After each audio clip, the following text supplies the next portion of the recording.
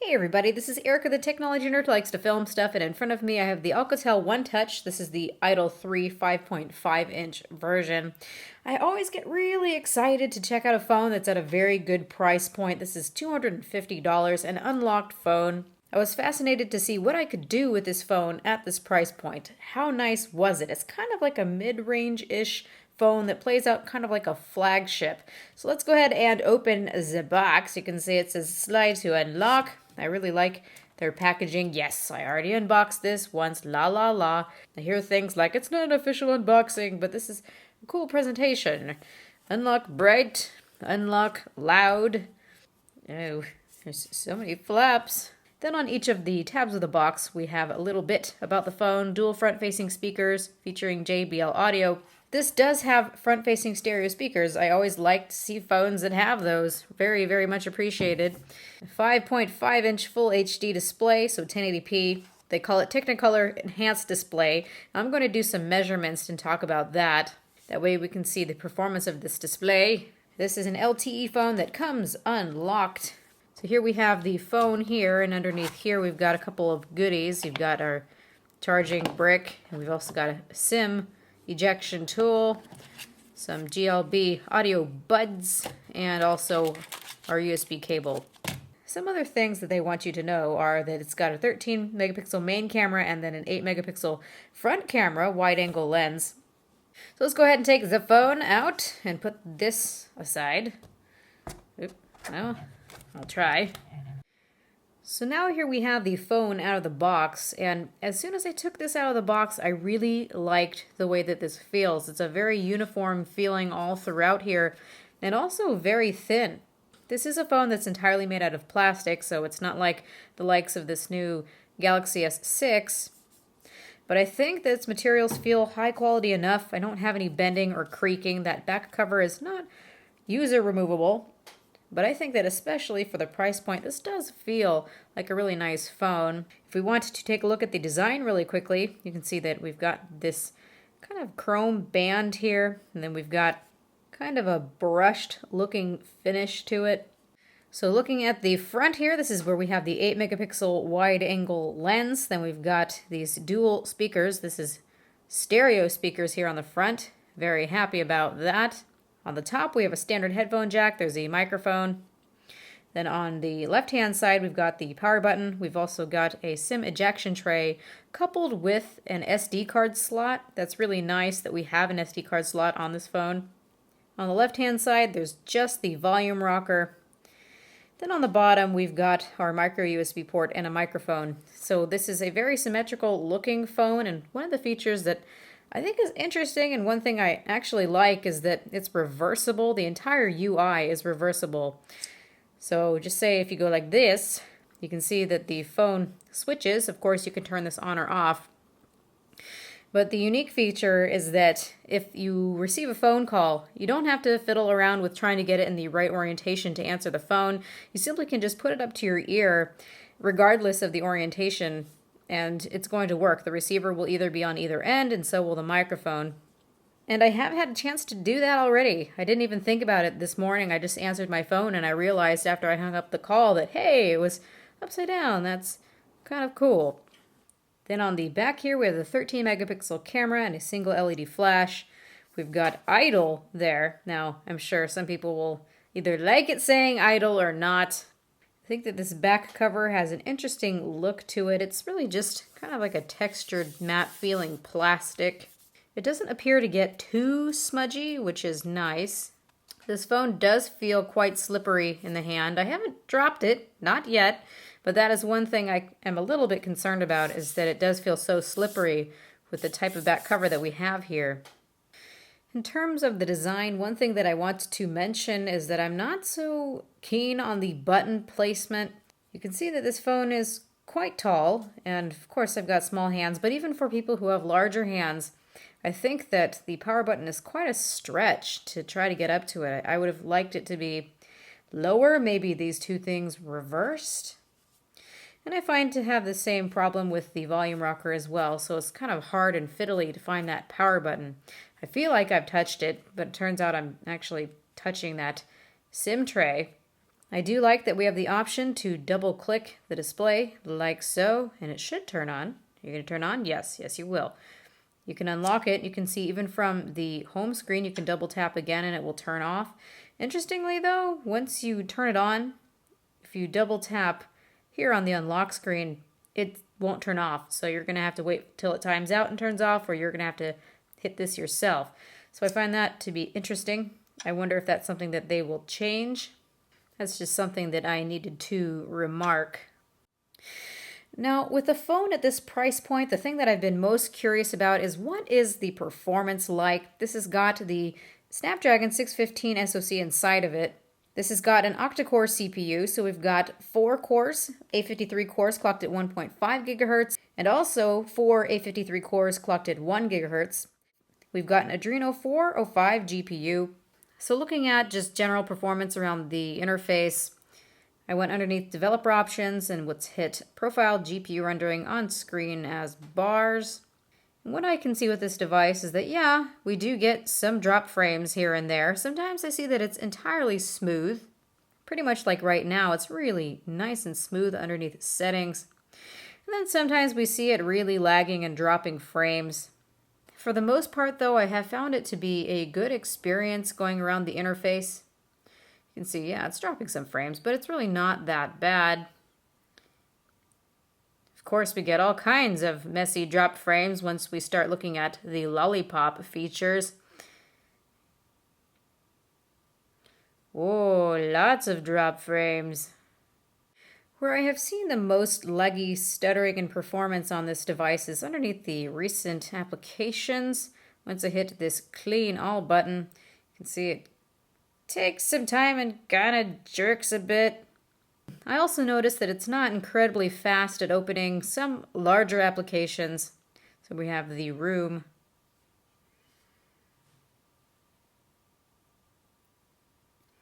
It takes quite some time to finally fire up and be ready to play. There you are. Now looking at the benchmark performance, if we compare it to something that's also of a really nice price point like the new Moto G here, you can see that we do get a much better result here. So for our CPU score, we're doing a lot better here. For our read and write speed for our storage, we've got twice as good here. Then we've got much better graphics. Web score ends up being about the same. This is an under $200 option, and this one is a $250 option, so this is kind of an idea of the leap in performance that you get here. I personally would go for this one. If I had the extra dollars around to go for the $250 phone, I would take that leap. Taking a look at some GFX benchmark scores, you could see that for the on-screen, for in Manhattan, we have 5.9 frames per second, on the Moto G 4.3, then on T-Rex you can see we're hitting 15 frames per second and 11 frames per second on the Moto G. Altogether not too powerful. Now in terms of gameplay, I'm not hitting 60 frames per second or even 30 frames per second at times, but it's entirely playable. I think that it looks quite good. I really wasn't expecting too much. So everything plays without a hitch. It's just that you're not getting the frame rates that you're getting on some flagship devices, but that's to be expected. Now, in just general everyday usage for me, this phone has been plenty powerful. I don't play a lot of games in day-to-day usage. I'm mostly just checking emails, making phone calls, plenty of text messages, a lot of social media. This has been perfectly capable. So if you're someone who just doesn't need that extra power, this is a phone that I would actually like to recommend. The next thing that I want to talk about is battery life. That's something that's also very important. This has nearly a 3,000 milliamp hour battery inside of it. It's 2,910 milliamp hours. Not bad. This guy lasts me through the day without any problem. So this is not the most high-powered phone, but it's certainly one that lasts me, and it's certainly powerful enough to do all of my daily tasks. Now, if you don't mind a little bit of sluggishness here and there and some drop frames, I think you'll be perfectly happy with it. Now let's move on to talking a little bit about this display. I have been well pleased with what we have here, a 5.5-inch display, an IPS display. What I like is that this thing here gets really nice and bright. It can hit over 600 nits.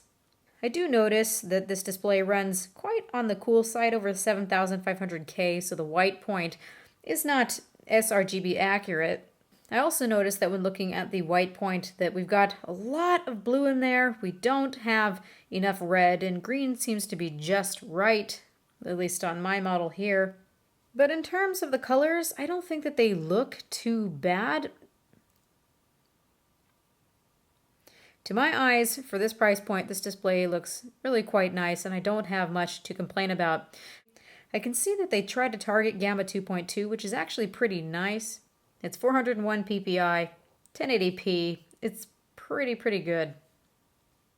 Moving on to talking about the interface, we do have a very lightly skinned lollipop, and I love that we have lollipop on this device. I would have expected it to be something else, maybe Kit Kat.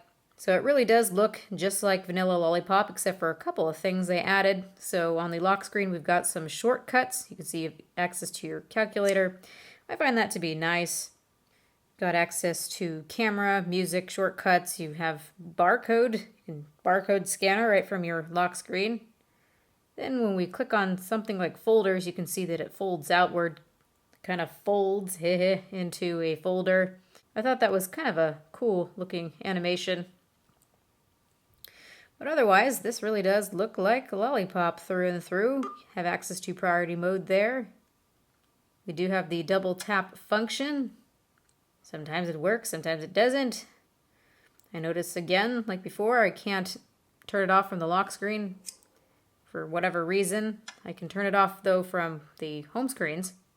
Then the unique feature of being able to entirely flip the entire UI, being able to use it any way, it really doesn't matter. The only complication you might run into is that if it's upside down, obviously the camera is now on the bottom, so it might be in your best interest to switch things around.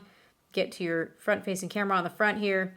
Also, your volume rocker and power button will be misplaced while it's upside down. So it's more of a thing of, oops, it's upside down. I can just continue using this until I feel like switching it. But for me, I would prefer, unless it's in a phone call, to just keep it in the right orientation. Underneath settings, we have a gestures section. You can see there's the double tap feature, which you can turn on and off. For incoming call, you can turn it over to mute. And if there's an alarm, you can simply turn your phone over to snooze. Other than some lagginess and drop frames around the UI, I really have not been able to complain so much. I think with this $250, you are getting what you're paying for. You get a nice vanilla lollipop-like phone and a couple of extra added features with that. Bacon grease? I'm not sure Hurley can track anything. Hey, don't talk about bacon. Jacob has never lied to me before. When listening to these front-facing stereo speakers, I've been really happy to have these on here. They sound pretty decent. They're not the most great, phenomenal speakers, but they are definitely loud enough. I think they do add something to the phone. When I am driving and using GPS, I can hear this thing just fine. That's something that really matters. They say that this kind of has a surround sound effect. I have not experienced that. I am really happy to see, though, that even at the highest volume when playing music videos, just say on YouTube or just any of your music, I don't have this thing clipping. I don't hear any clipping whatsoever. So you really can blast this thing all you'd like. So again, these are not the best speakers ever, but I actually like them for what they are. They really do add to the phone, and I don't really have much to complain about. So the last thing that I want to talk about here is the 13 megapixel camera. This is a Sony IMX214 sensor, and Alcatel is very proud of this sensor that is on here. So the 13 megapixel sensor aspect is 4:3. If you want 16:9 aspect photos, it's going to be 10 megapixels. As for the photo quality, I think that the photo quality is just okay. I think it's a good point and shoot if this is all you have out and about.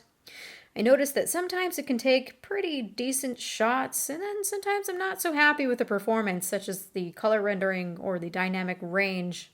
Then when looking at HDR photos, I strangely find that they end up making the image darker instead of giving it more of a dynamic range to it.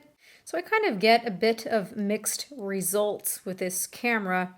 In terms of low light, I can see quite a bit of grain in the photos. So it's not the best camera, but it definitely is one that works pretty well on the go. When looking at the camera interface, I do like that it's a very nice and functional camera interface. Here we have the button to look at ourselves. Hello! Got simple controls here that are easily accessible. We've got our button to record video, take a picture. Strangely, this one takes us out of the application and to the home screen. And we've got extra options here. So you've got auto, HDR, panorama, manual mode, time-lapse, scanner, beauty face. We've got extra settings, so here you go. You can change the photo size, GPS tagging, shutter sound, grid exposure, and we've got our video quality here. So max would be 1080p, 30 frames per second. It's not going to go up to 60 frames per second. 720p and 480p. Make sure you turn on sound recording, and then we also have EIS for at least some video stabilization. So there you go. The quality is all right. I get kind of mixed results, honestly.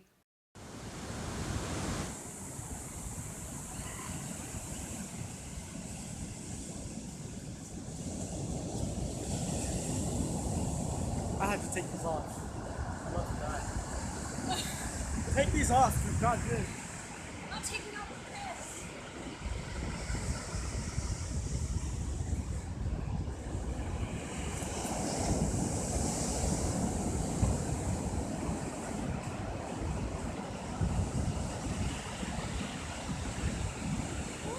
Oh, it's a ladybug. Hey, ladybug, how you doing? There's a ladybug with no spots.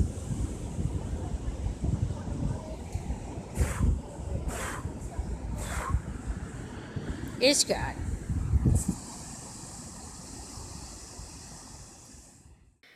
So that is all that I want to say right now for the Alcatel Idol 3. It's a nice phone, especially for the price. I really do like the feel. I've been carting this around just because I like how it feels. It's really nice and thin, and phones that are symmetrical do feel quite nice to me. I really like how nice and big and bright that display is. Because it is so bright, I don't usually need to have it over 25% brightness at any time. We've got front-facing speakers, which I always really appreciate, and they're not bad quality, not at all. So let me know what you think about this phone, $249. If you would go for this, or maybe the lower Moto G, maybe the OnePlus One. Let me know, and have a good night.